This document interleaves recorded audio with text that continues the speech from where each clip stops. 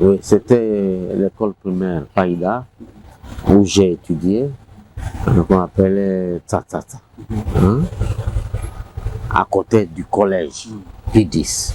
Hein, derrière, il y avait l'école primaire qu'on appelait Tsatata. Hein. L'actuelle école des garçons. L'actuelle école des garçons. Mais en dessous de l'église, du côté donc nord, il y avait l'école des filles qui était bien construite. Il y avait d'abord des prêtres là-bas, des prêtres blancs qui dirigeaient tout ça. Moi, j'en ai connu 2 prêtres au moins, si je ne me trompe. J'oublie un peu les noms. Hein, je vais me rappeler au courant. Hein, il y avait 2 prêtres blancs qui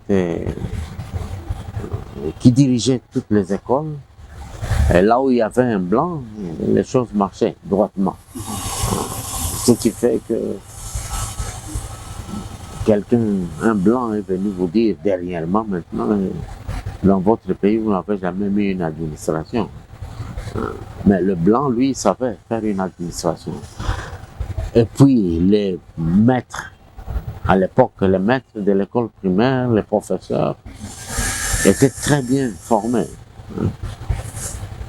Avec une discipline, ils utilisaient plus la raison et non le sentiment. La corruption n'existait pas. Vous donnez un peu d'argent, on donne à l'enfant quelques points. Il paraît que c'est ce qui s'est fait aujourd'hui. Ça, c'est une catastrophe humanitaire. C'est ce qui explique la chute du Congo démocratique.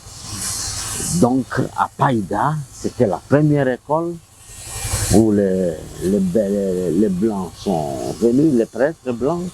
Ils ont construit les écoles, ils les ont dirigées comme il le faut. Hein, et un blanc n'avait pas besoin que tu lui amènes une poule ou des œufs. Il en avait plein. Hein. Donc, la gestion, le niveau de l'homme congolais, même à l'époque, était supérieur sur le plan de la raison, hein, selon Emmanuel Kant. Hein. Les corruptions, les détournements des fonds, toutes ces choses-là n'existaient pas. Hein. Quelqu'un peut vous donner la corruption, vous refusez. Vous dites, mais vous voulez me faire tuer ou quoi? Qu'est-ce que vous faites?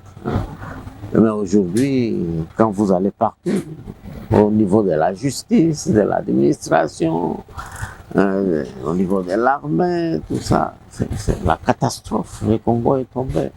On peut vous dire qu'il y a 21 000 hommes, par exemple, au niveau de l'armée. Alors qu'en réalité, il n'y a même pas 5 000.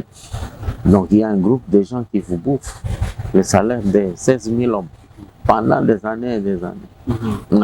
Donc avant, l'homme, en venant de l'indépendance jusqu'aux années 70, il utilisait encore la raison, le bon sens. Ce n'était pas très grave.